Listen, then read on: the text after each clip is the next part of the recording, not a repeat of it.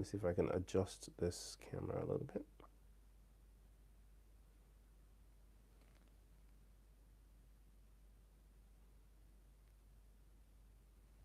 That looks all right.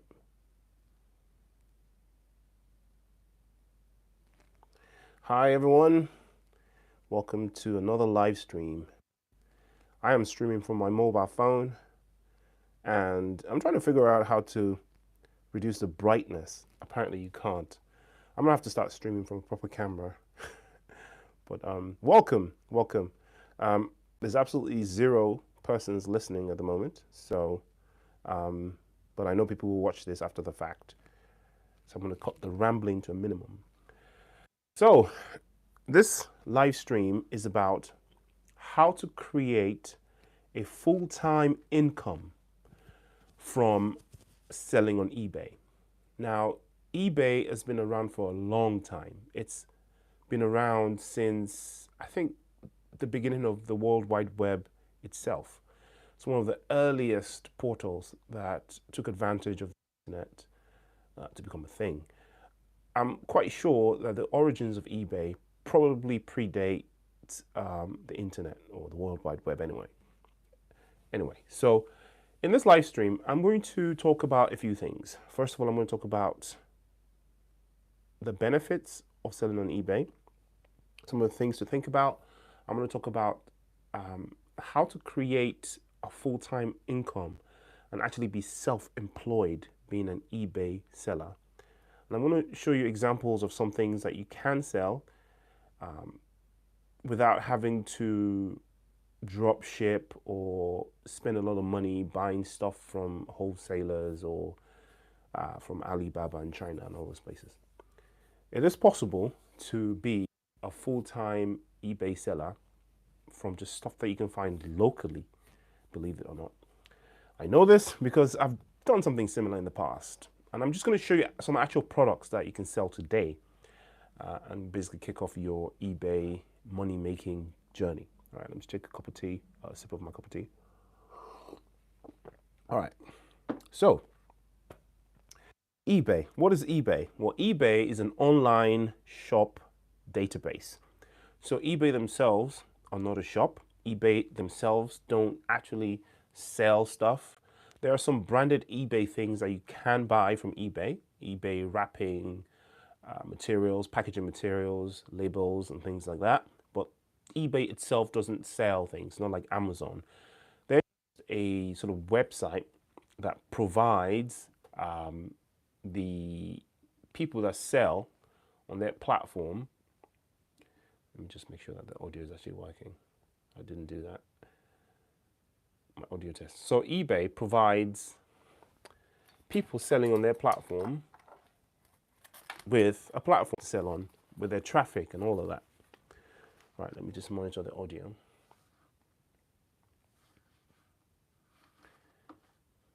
Just bear with me a second, please. I'm just ensuring that the audio is live. All right, the audio is fine. Wonderful.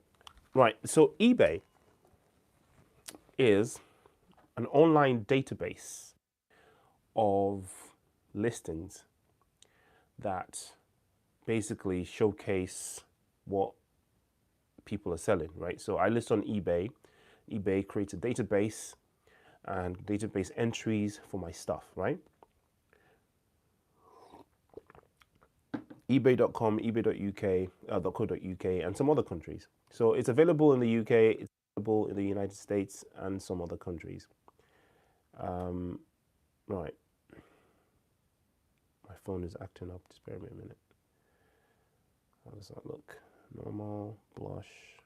Oh, right. It's filters. Oh, right.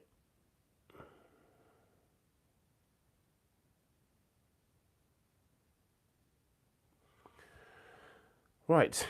Okay. Let's get on with it. So eBay has some of the highest traffic on the internet.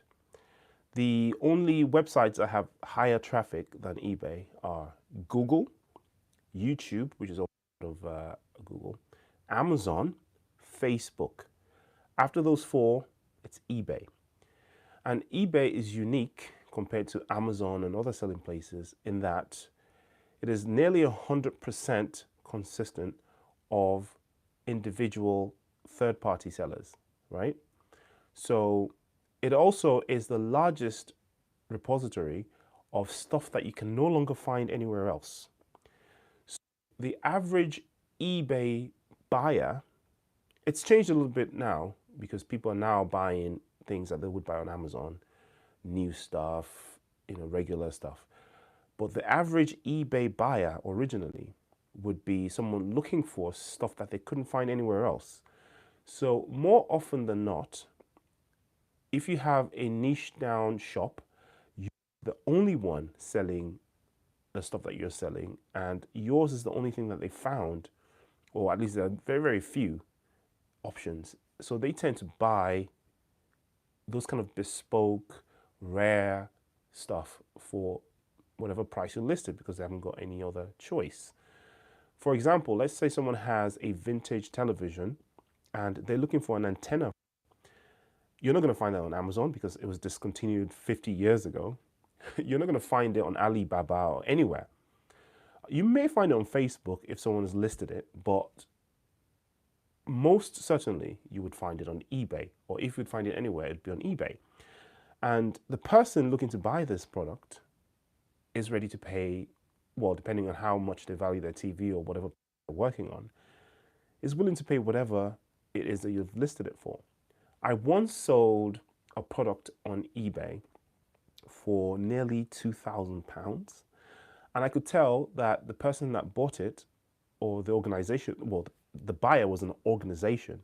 And I did a little back search and I realized that it was actually someone in Hollywood that was probably shooting a period film, because what I was selling was something from the 18th century that I found on auction here in the UK.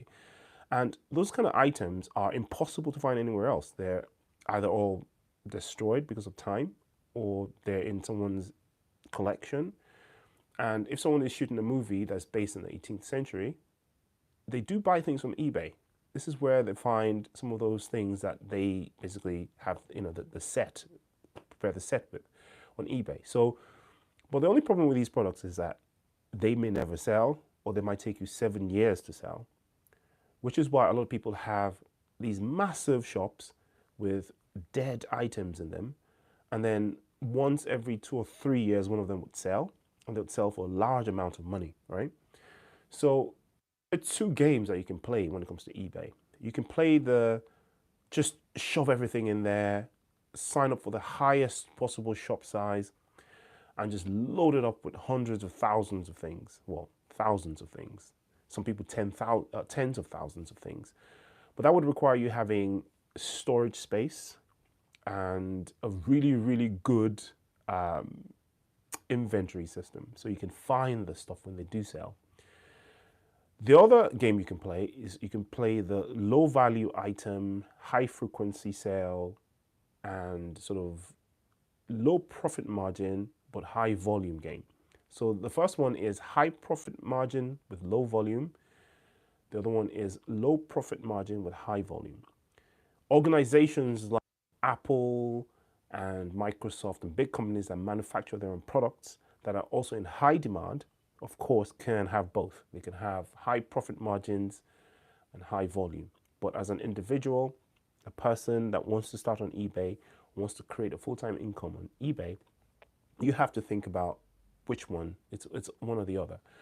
The one that I recommend is the low value, high volume, because most people don't have the storage space to store things,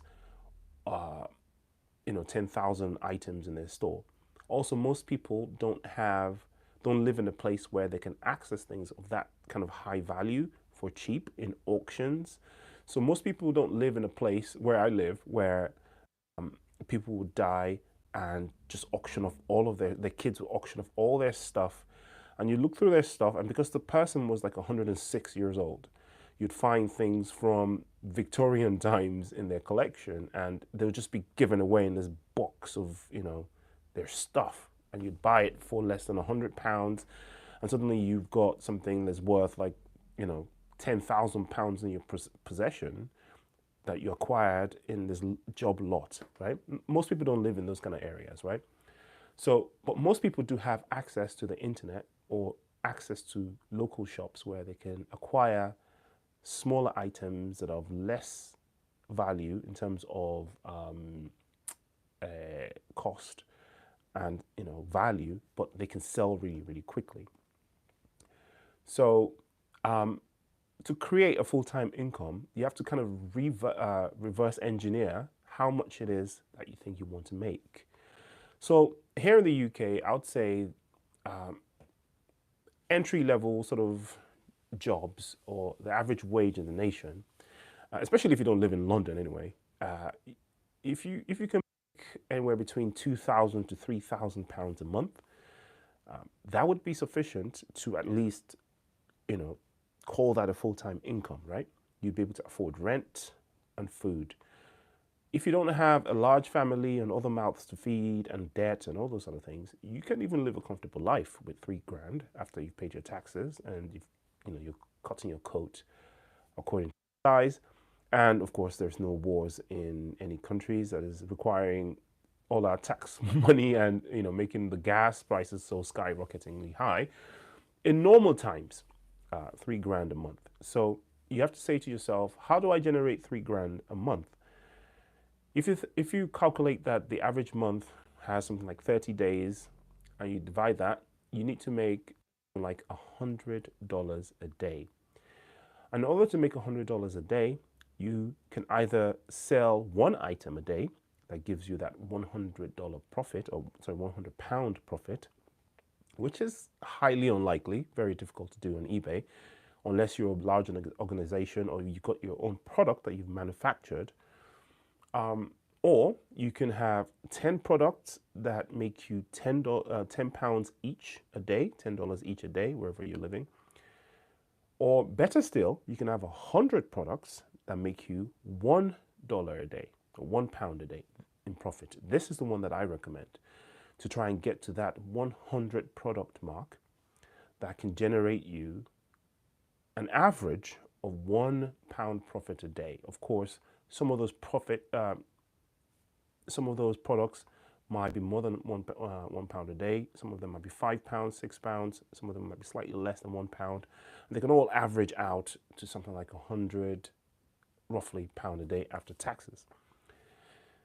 Where do you find these products? Well, you have many, many, many options, believe it or not. In the beginning, while you're getting your eBay store on its feet, I advise just basically buying a lot of cheap things. Why? I'll tell you that later.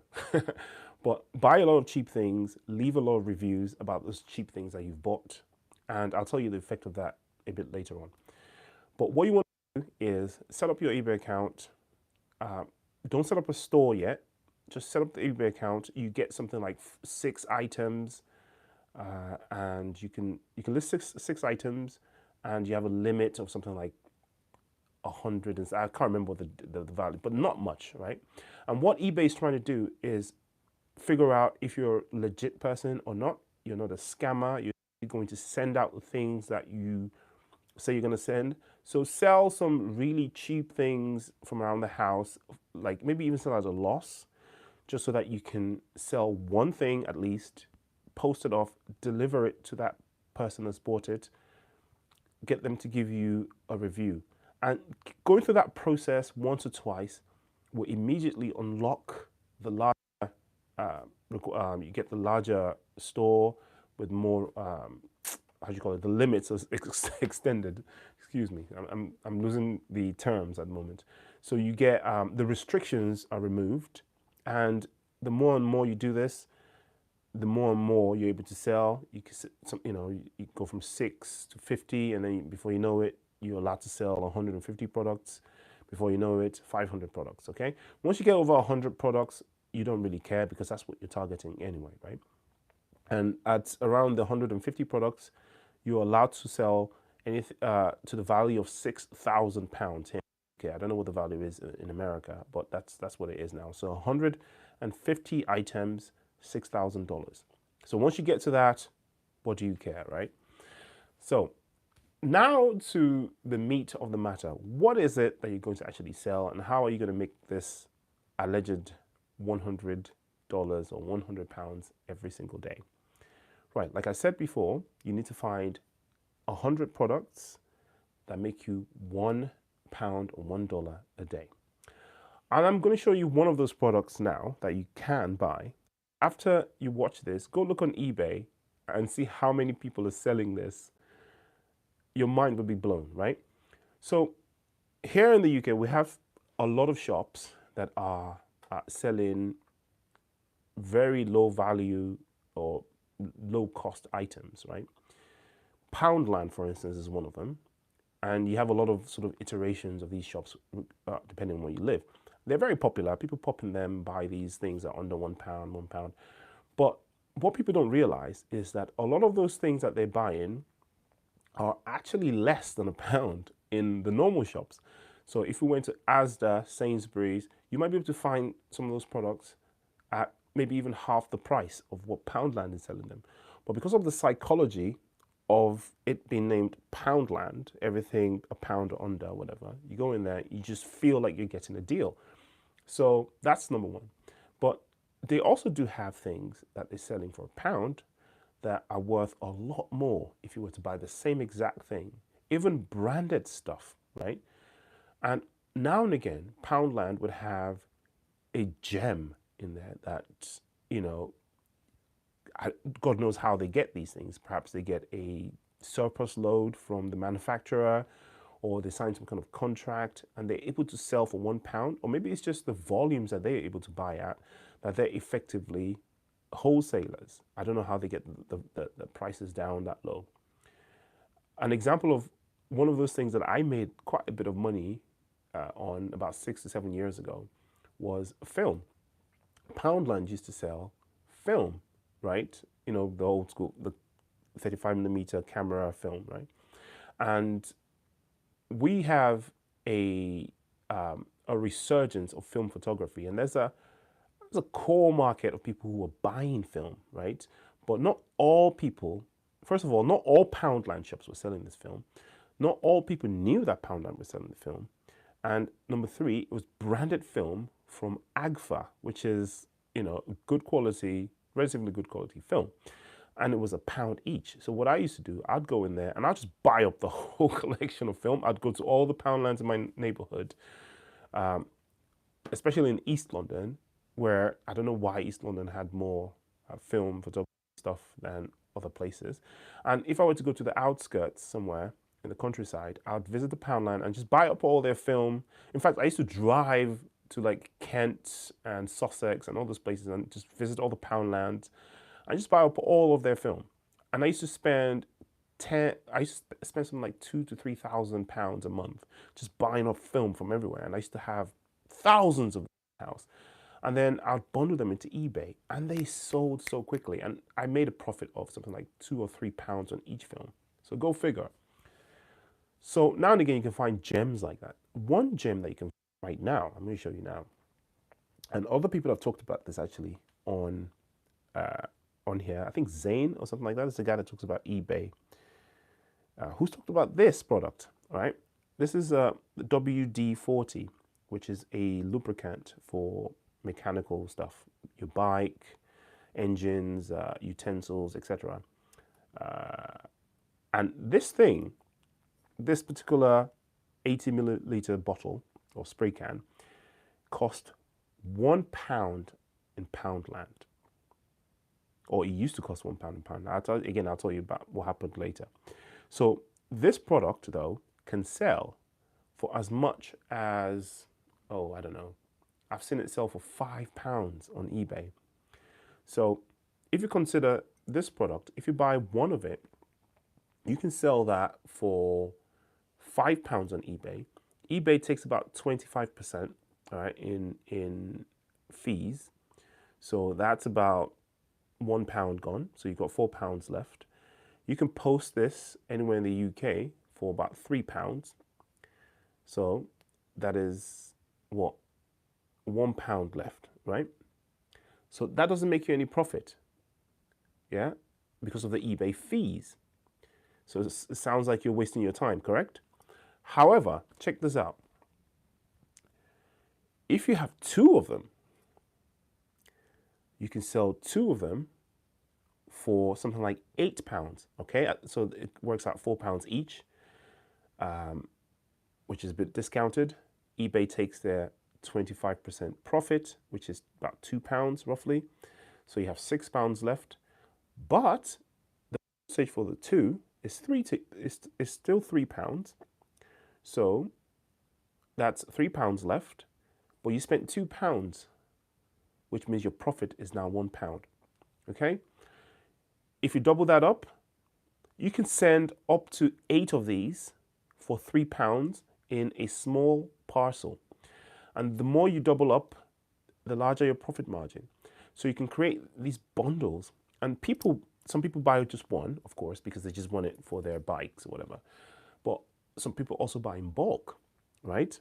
So they'll happily spend, 50 quid buying maybe 10 of them, and then you ship it to them for the same amount. Now, another thing that you can do if you want to sell more of those is, if your sales are moving well enough, if you want to increase sales and you have a good profit margin of, say, £8 to £10 per sale, you can offer free shipping. And if you do that, it means you're taking a hit of about £3 for the shipping. So you're reducing your profit margin from £10 to £7, but that would boost your sales more than twice. So rather than making £10 a day on that item, you're making something like £25, £30 a day by offering free shipping.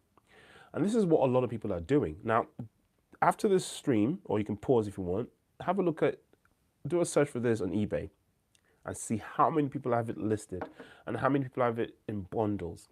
Another thing you can do, if you want to differentiate yourself from people that are already selling this product on eBay, is you can bundle it with something similar. This is another product that you can get from Poundland for the same amount. So you can do one of each, for instance. You can do two of this, three. You can do any combination bundles, and that would separate you from people who are just selling individual bottles of each. Again, that might win you more sales. You can do the free shipping additional boost, and that might help you. Another thing that you can do, of course, you can take eBay.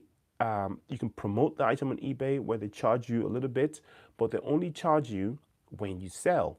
So you're not wasting your money if nobody buys. I'm going to show you another item that you can sell. This one is not as good as the W30. That you can buy for £1, but the postage is also the same, but you can't, because of the size of it, you can't send 10 of them in the same box, for instance, right? So you can sell fewer of them in the bundle, but you can also bundle it with other stuff. You can bundle it with microfiber stuff. You can bundle it with this, actually. That would differentiate you. There are some people who are looking for, some lubricant for stuff in their car and, stuff to wipe their windows with. So there's so many things that you can sell that are available in these shops, eBay, in these shops, Poundland, Wilco, Asda, Costco. Now, you think to yourself, why don't people just go to Costco themselves? Why don't people just go to Poundland themselves? First of all, not everyone has a Poundland or Costco in their neighborhood, right? Not everyone has those same shops. Number two, people are lazy. People sometimes are, or they're buying stuff on eBay anyway, and they're going to have stuff delivered to their houses anyway. So why not just buy on eBay and have it delivered? People are willing to pay extra 50p, extra £1, extra £2 for an item for the convenience of it being delivered to them. Not everyone has the time. Some people have children at home that they have to stay with. Some people are at work, they work from home. Some people don't finish work until the shops finish, and the only way that they're going to get it as quickly as they can is just to order it offline, online, and have someone deliver it to them. So there are many, many reasons why people would buy from your store rather than just going over to Asda or whatever. And some people might, visit their Asda, the local Wilco or whatever, and those items have sold out. And the only places that they can buy them are, Amazon, eBay, what have you. So there's so many reasons why people could buy or would buy from your store. So, you do that, you can create as much income as you want, because all you have to do is find 10 of those products. I've shown you two examples. If you can find 10 of those, you're well on your way. If you can find 100 of those, then you're on your way to completely replacing your full-time earnings. When you talk about selling things on eBay, I think the biggest thing that takes away from your profit actually isn't the Amazon fees, but in my opinion, is the postage. Now you can charge for postage, but eBay still charges you fees on top of the postage, and you still have to pay the full postage. And if you offer returns, that could completely destroy your profit margin if the item got returned for whatever reason, and you still have to pay for the returns postage. So when I was selling these things, I'd never offered free returns. If the product was defective, which was rarely the case because I sold these sort of newish things or vintage stuff, then I'd offer them a discount, and that usually would solve the case. And I always posted with insurance, so if there was a problem, then more often than not, I could claim my money back from the insurance company. In order to use the cheapest possible postage, it's important to try and find products that are flat, or at least less than 2.5 millimeters thick. That's because these items are postable, so the postage is significantly lower, which is why you can, which is how you can charge. I mean, you can not charge for postage. You can offer free postage if you have these items that are light and flat, and postage often costs about 60 pence, which is easy to offer as free postage as opposed to £3. Talking of which, this is a really cool product that you could sell. A lot of people don't think about these things, but this is a charge key for meters in the UK. I know we're moving on to smart meters, but a lot of people still use prepaid and pay-as-you-go type meters. This one is for electric meters. Even though it is, I think it's British Gas, this one, it is actually a generic key that it's a generic key, just like a card is a generic card. Yeah, the charge card ones. And this particular one, right, you can actually buy these on AliExpress, or you can buy them in bulk from wholesalers here in the UK. Or if you live in the US, I don't know what your system is out there, but you probably have something similar. And these things, people will buy. They're hot potatoes because, not hot potatoes, they're hot cake. Because sometimes it fails or people lose them. And someone loses their charge key for their gas, they can get them obviously from their energy company. But energy companies often levy a charge that is higher than the cost. So a lot of people would rather just buy it on eBay, right? And you can just basically sell these, and you'd be shocked how quickly they move, because there are hundreds of thousands of homes in the country that use these keys. And out of those hundreds of thousands, tens, 20s, 30s, hundreds of them have to replace them on a monthly basis. So that could be a nice product for anyone to sell who can find where to buy them in bulk. Another thing that I find that is quite to sell are obviously stuff from Alibaba. I told you that you could basically do this by finding products locally, which is true. But if you really want to supercharge your store, find a niche item that is flat, that is easy to send, that doesn't have any moving parts that will break, so you have very, very low returns, but also really, really cheap for you to buy. You can order those in thousands from Alibaba or websites like that. And you can basically move them in volume. And if it's an item that a lot of people use, so something like a phone accessory that millions of people are looking for, then even if you're making something like 30 pence, to 50 pence per item, you're going to sell hundreds of them a week, and that's going to add up very, very quickly. An example of such a thing is this. All right. Now, that is not actually thinner because it's got all these parts in it. It's not thinner than 2.5 millimeters, but in this angle here, it's still postable. You can actually still post that. So that would fit in a large letter, right? But that is a little bit more than 60 pence. All right, that's more like over a pound, but it's still low enough for you to offer free postage if you want to do it en masse. And because there's nothing that can go wrong about this, you're not gonna get returns. People might not like the results, but that's not your fault. That's them not doing their research and finding the exact one that they want. But once you've described everything, it's basically a lens for your iPhone or smartphone. It's a generic one, and there's so many of these lenses. Some add a filter. Some of them widen the focal view, where you can you go from narrow screen to widescreen. Some of them make it a long lens. There's so many options, different colors, add patterns, and kids love these things, right? And they sell really, really fast. Here's an example of one that does a widescreen, but this one is a little bit bulkier, so I'm not a big fan of this one. If you compare the sizes, you can see that this one will be slightly cheaper to post because it'd be just a large letter. This one might have to go in a parcel. So think about postage when you're acquiring an item. And once you can lower your postage, decent profit margin, easy to source,